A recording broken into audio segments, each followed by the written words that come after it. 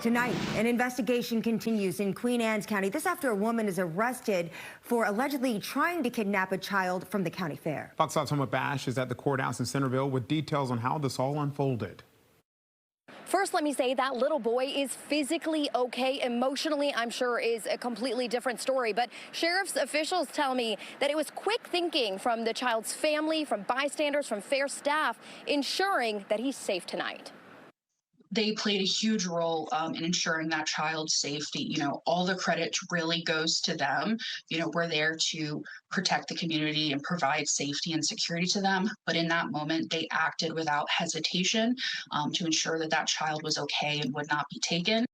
Now, this is the woman police arrested, 28-year-old Alexandra Dawson. She's charged with kidnapping, assault, and disorderly conduct.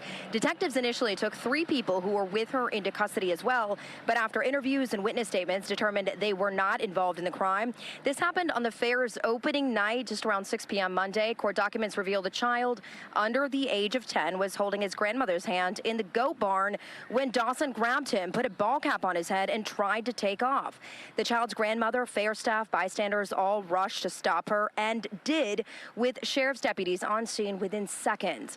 In court documents, Dawson reportedly told detectives, "F that little boy, he's completely fine," first saying he was a friend, then adding he was her stepson. But the sheriff's office tells me she has no relation to the child, and to their knowledge, she has no stepchildren.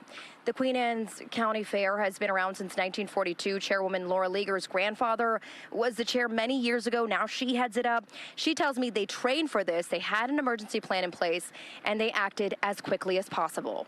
We go over these security measures beforehand, thinking you don't think something like this is going to happen, and I don't know the outcome of it.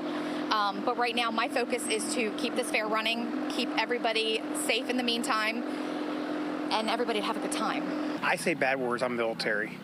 It's be a lot of profanity, but somebody take her, I'm going to the world up. Does it make you more protective? Yes. And I'm bad as it is. Now it's even worse. And we were at the fair earlier today, and we saw parents holding their kids a little bit closer, a little bit tighter. Thousands of people come to the Queen Anne's County Fair every single day. It runs through Saturday.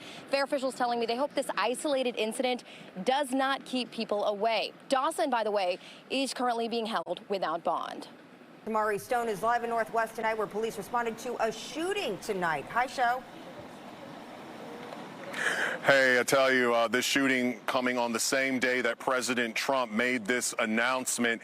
And right now you can see I'm here at the intersection of 12th and N Street Northwest. D.C. police have this area roped off. You can see this vehicle right here to make sure that people do not drive and contaminate this crime scene. The entire block is roped off. You can see I'm at 12th and N Street in front of the Mount Zion Pentecostal Church, which opened up around the late 1800s. People still come to this church, and this shooting happening right on down there in the middle of this block. Behind this tape, you see these officers here making sure that people do not go down there, because there are homicide detectives that are gathering evidence, talking to people, and one woman told me they asked her about her doorbell camera video. Let's roll some video. Tonight, police telling us the call came in around 7 p.m. for the shooting here on the 1200 block of 12th Street Northwest. Someone opening fire, shooting the man several times. Police sources telling me right now he was unconscious but breathing, and we're waiting for an update from the hospital on his condition. You're now going to hear from a woman exclusively who was working inside of her home when the man was shot right outside of her window. I heard those shots. They fired off pretty quickly. My cat was sitting in the window and immediately bolted to the back of the house. I thought it was fireworks at first, but I got kind of scared when I heard them go off so quickly and so incredibly loud with the echo. And how are you feeling right now?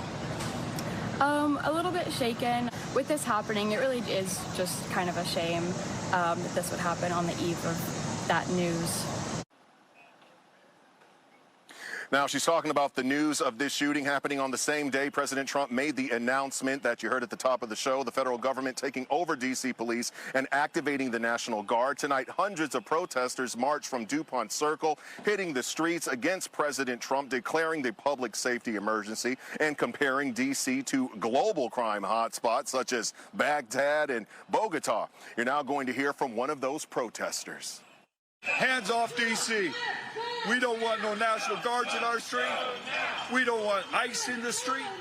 We don't want the DEA taking over our streets. Now, however, I also talked to a relative of a young girl who was recently shot in the arm at a courtyard on the 800 block of Yuma Street. And she tells me that she welcomes this new executive order, saying that if President Trump can make the streets safer in D.C., she's all for it. As for that young girl, she had surgery today and she is still recovering at a hospital. Now, as for this latest shooting, the one I'm right here on the 1200 block of 12th Street Northwest, right on this block right here where there are still homicide detectives gathering evidence. If you have any information about this shooting, call D.C. Police, and you can also call the department anonymously. Top at 10, President Trump doubles down on his threat of a federal takeover in D.C., even warning he might bring in the National Guard. And it comes after a former Doge employee was brutally beaten during an attempted carjacking in Northwest. Sharon Raget has been following the developments, and she's live outside of the White House with the latest. Yeah, Jim, Angie, this is not the first time that the president has made such threats. He has clearly voiced his frustration about the crime in D.C., about the homelessness issue, about general cleanliness around the city. Today, he reiterated that he wants to beautify the district, but he also said that local crime is out of control here in D.C., and if local officials can't control it, he will. This has to be the best run place in the country, not the worst run place in the country. And it has so much potential, and we're going to take care of it. During a big $100 billion investment announcement alongside Apple CEO Tim Cook, the president also addressing questions swirling around crime in D.C. The crime is ridiculous. I could show you a chart comparing D.C. to other locations, and you're not going to want to see what it looks like. We just almost lost a young man. Beautiful, handsome guy that got the hell knocked out of him. The president's anger stemming from a vicious attack on Sunday. 19-year-old Edward Korstein, a high-profile former Doge employee who worked closely with Elon Musk, was beaten by a mob of teenagers during an attempted carjacking. Two 15-year-olds have since been arrested. The president adding that teens as young as 14 should be prosecuted as adults. What a shame. The rate of crime, the rate of muggings, killings, and everything else, we're not going to let it. And that includes bringing in the National Guard, maybe very quickly. Elon Musk responding on X, saying, quote, "It is time to federalize D.C." The new U.S. Attorney Jeanine Pirro also behind it. It's up to the president. I support him totally. If you think that these kids need to be coddled and they need to be hugged, they need to have consequences, they need to understand that enough is enough, that we're going to put them in jail. Does the president have the legal authority to federalize D.C.? He does have the authority under the 1973 D.C. Home Rule Act to take control of the D.C. police for 48 hours without really asking anybody. He can just tell the mayor he's going to do it. The president can extend that for another 30 days, but typically even a temporary takeover would occur only under special conditions of an emergency. You know, I think a lot of people might say, geez, that doesn't seem like it's an emergency. It might be really bad policy. It might be bad policing. It might be an embarrassment to the district. But is that what this power is there for?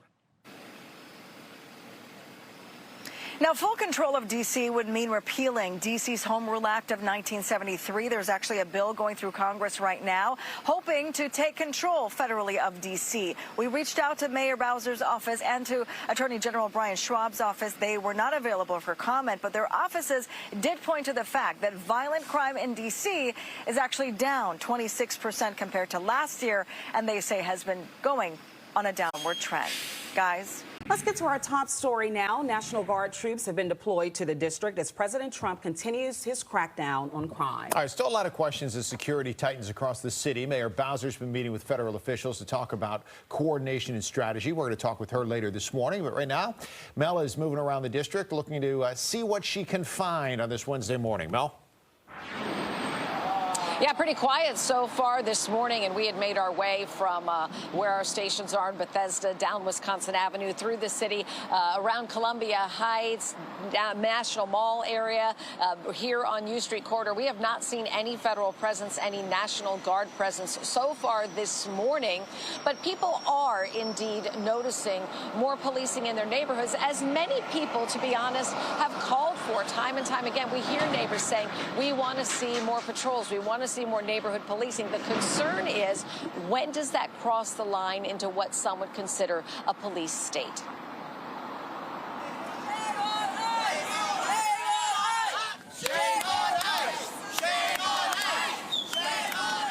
Now, you hear folks last night in Columbia Heights, that was the reaction to a large contingent of federal officers conducting an unknown operation. Neighbors told our crews the feds, some identified as Customs and Border Patrol, some with their faces covered, were responding to a guy on a dirt bike. Then our crews witnessed a different biker crash into an MPD cruiser. The community was not happy about what they saw as a heavy-handed response. We don't know exactly what this was all about. A much quieter scene here at 39th and Benning Northeast. U.S. Park Police had stopped a driver. They were investigating some items that appeared to be from the driver's car, while another federal officer watched the perimeter. D.C. residents have questions about jurisdiction and authority. During a virtual community meeting, Mayor Bowser told neighbors she understands how they feel. I'm also really ticked off about the intrusion on the district's autonomy and the characterization of the good work that we do in this city to make it beautiful. And as you mentioned, National Guard troops were deployed Tuesday, many seen in those high-traffic tourist areas that the White House said they would be focused on. DEA, FBI, and Homeland Security officers have also been spotted on foot patrols walking the National Mall and parts of the Navy Yard. Now, the White House said that 23 arrests were made in the first day of this operation. They said 850 federal officers working in partnership with D.C. police. Some of the arrests, drug possession, lewd acts, DUI. We know that D.C. police also announced one homicide arrest, and they say that 6 illegal guns were seized. Again, this is supposed to last for just 30 days, but the White House did leave the door open for a possible extension. And Mel, you're right. We have a lot of questions about the coordination of this federal surge in D.C. So be sure to tune in later this morning on Good Day. D.C. Mayor Muriel Bowser and D.C. Police Chief Pamela Smith. They're both going to join us live at 9:30 for an exclusive interview where we'll work to get more details on what's happening, what has happened, and what could soon come. You can watch that interview on air and on Fox Local. Just scan the QR code on your screen to download the Fox Local app. First up this half hour, amid heightened tensions over the federal presence in D.C., one man is now accused of assaulting a federal officer by hitting him with a hoagie. Yeah, the suspect now facing a felony charge. Our Shamari Stone is in Northwest tonight with that story. Tonight, Sean Dunn accused of attacking a federal officer with a foot-long Subway sandwich, similar to this one right here at 14th and U this past weekend. And it's all caught on camera. See these fascists right here? Fascists? You! Take a look at this cell phone video from late Sunday night. 37-year-old Sean Dunn, shown in the pink shirt and shorts, allegedly yelling at federal officers on 14th Street in D.C. Y'all laughing, but that's the truth. Moments later, video appearing to show him crossing the street, screaming just inches from a U.S. Customs and Border Protection officer's face. Hey, let's go get him, bro. And then appearing to hit the officer in the chest with a foot-long Subway sandwich. Officers immediately chasing Dunn in the street and eventually catch and arrest him. These federal officers are assisting D.C. police after President Trump placed MPD under federal control.